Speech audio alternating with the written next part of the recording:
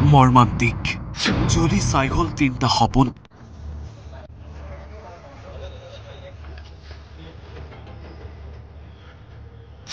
নৰাৰ ডোঙানীত জীৱন্তে অগ্নিদগ্ধ তিনিটা শিশু। স্থান মৰাণৰ ডোমৰ দলং চাহ বাগিচা।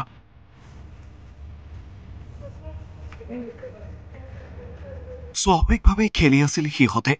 হঠাতেই ঘটিল অনাকাংক্ষিত সেই ঘটনাটো। দাও দাওকৈ জ্বলি উঠিল সিহঁতে খেলি থকা নৰাৰ টুঙনিটো। জীৱন্তে জ্বলি চাই হ'ল বিভান মুণ্ডা, অনুজ মুণ্ডা, কহিনুৰ গৰুৱা। কথম্পি প্ৰাণ ৰক্ষা আন এটি শিশু। নিমিষতে চাৰখাৰ তিনিটা পৰিয়ালৰ সপোন।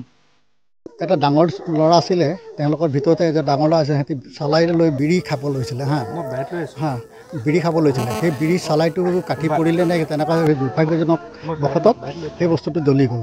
ঘটনা সংঘটিত হোৱাৰ পাছতেই সমগ্ৰ অঞ্চলটোত এক শোকাকুল পৰিৱেশ। ঘটনাস্থলীত উপস্থিত মৰাণহাট আৰক্ষী চক্ৰ বিষয়াৰ লগতে মন্ত্ৰী যোগেন মহন। এনেদৰে মন্ত্ৰীগৰাকী উপস্থিত হৈ আৰক্ষীৰ সৈতে বুজ লৈ সমগ্ৰ ঘটনাৰ সমবেদনা জ্ঞাপন কৰে শিশুকেইটাৰ পৰিয়ালক। আৰু বৰুৱাহলাৰ এই অঞ্চলত অগ্নিদগ্ধ হৈ তিনিটি শিশু ইতিমধ্যে এজন 2 বছৰ, 1.5 বছৰ আৰু 5 বছৰৰ মৃত্যু হৈছে। অতি মৰ্মান্তিক ঘটনা।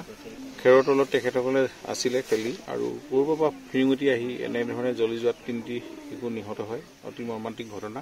গোটেই অঞ্চলটোত এটা শোকৰ ছাঁ হৈছে।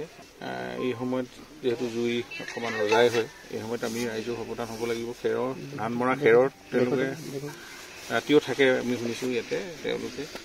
গতিকে পুৱা 10:30 বজাতে এনেকুৱা ঘটনাটো পাই মই নিজে খবৰ ল'বলৈ আহিছোঁ। চাৰ্কুল অফিচাৰ লগতে আছে আৰক্ষী বিষয়াসকলো। এই অনাকাংক্ষিত ঘটনাই যেন এতিয়া জোকাৰি গৈছে সৰ্বত্ৰে। তিনিটা নিষ্পাপ শিশুৰ চকুৰ সন্মুখত এনেদৰে চাৰখাৰ হোৱাটো যেন নজিৰবিহীন ঘটনা।